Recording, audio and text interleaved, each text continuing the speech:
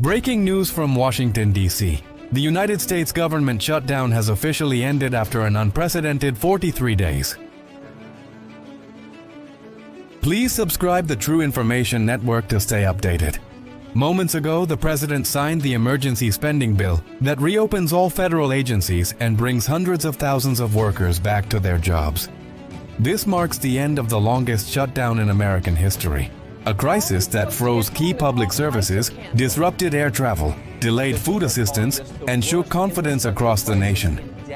The shutdown began as a standoff between the White House and Congress over spending priorities and healthcare policies. Each side refused to compromise, and when the deadline passed, federal funding lapsed, sending nearly 1 million government employees home without pay. National parks closed, passport offices shuttered, paychecks stopped coming. For millions of Americans, the shutdown became not just a political fight, but a personal crisis. As days turned into weeks, the effects rippled across every corner of the country. TSA agents worked without pay to keep flights running. Small businesses that rely on federal contracts faced cancellations. Families dependent on food assistance programs found their benefits delayed. The longer the shutdown lasted, the more it drained the economy, costing billions in lost productivity and shaking faith in government stability. To understand today's crisis, we must look back at the history of shutdowns in America. The first government shutdown happened in 1976, over a disagreement on federal spending between President Gerald Ford and Congress. Since then, the U.S. has faced more than a dozen shutdowns, most lasting only a few days. But in modern times, these shutdowns have grown longer and more damaging, often reflecting deep political divisions rather than budgetary debates. The last major shutdown before this one lasted 35 days in 2018-2019, and now the record has been broken once again.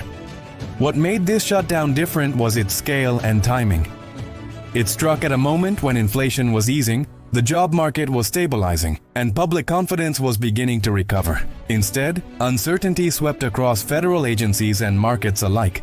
Even America's allies around the world watched closely, wondering how the government of a global superpower could simply stop functioning for over 6 weeks. Tonight's agreement finally broke that deadlock. The new funding bill provides temporary relief, reopening all federal departments and ensuring back pay for the affected workers. Federal employees will begin receiving their paychecks within days. Air travel, food programs, and public services will gradually return to normal operations. But this is a short-term fix. Funding is secured only until the end of January next year. If a long-term budget plan isn't reached, another shutdown could return across the nation. There's a sense of relief, but also frustration. For many Americans, this shutdown wasn't just political theater. It was missed rent, delayed bills, and unpaid hours. Analysts warn that the real cost is not just financial. It is the erosion of public trust.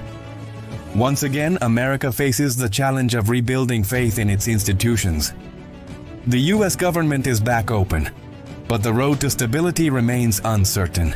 As Washington celebrates a fragile peace, citizens hope this will be a turning point, a reminder that leadership means finding common ground, not shutting it down. This is the True Information Network, bringing you clarity, depth, and truth behind the headlines. Stay informed, stay aware, and thank you for watching.